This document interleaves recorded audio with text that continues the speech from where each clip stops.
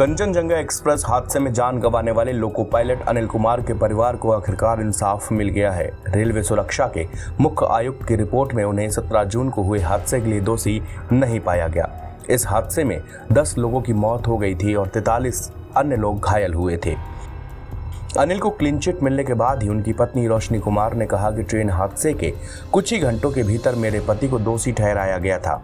उनकी मौत का गम अभी मिटा भी नहीं था कि अनिल को जिम्मेदार ठहराए जाने की बात सुनकर हम सदमे में आ गए थे।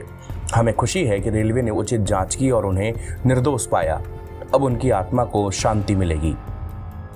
बता दें कि हादसे के 2 घंटे के भीतर ही रेलवे बोर्ड की चेयरमैन जया वर्मा सिन्हा और अन्य रेलवे अधिकारियों ने मान लिया था कि मृतक लोको पायलट और उनके घायल सहायक की गलती थी।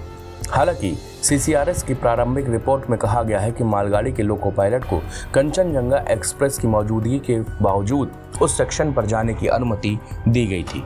उन्हें बिना किसी सावधानी आदेश के सभी खराब सिग्नल को पार करने का गलत मेमो भी दिया गया था।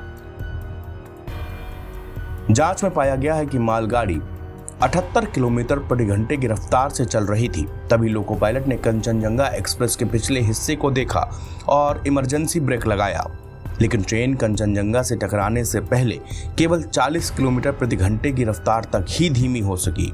रिपोर्ट में कहा गया कि अनिल ने 5 मिनट में 10 बार थ्रॉटल को एडजस्ट किया था, जो उनकी सतर्कता को दर्शाता है। उनके पड़ोसियों ने बताया कि वो हमेशा से मानते थे कि कुमार की गलती नहीं हो सकती, क्योंकि उनका करियर बेदाग था और वो अपनी ईमानदारी के लिए जाने जाते थे। एक पड़ोसी काजल दास ने कहा कि एक मृत व्यक्ति को दुर्घटना के लिए दोषी ठहराना अनुचित था, खास तौर से तब जब वो अपने बचाव करने में असमर्थ था। हमें राहत मिली है कि सच्चाई सामने आ गई है।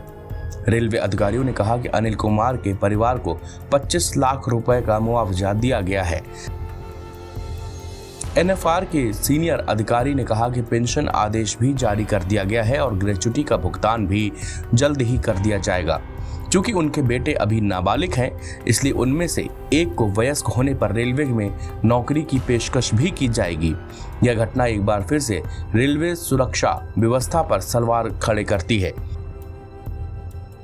यह दुर्भाग्यपूर्ण है कि एक निर्दोष व्यक्ति को अपनी जान गंवानी पड़ी और उसके परिवार को इतने कष्ट से गुजरना पड़ा।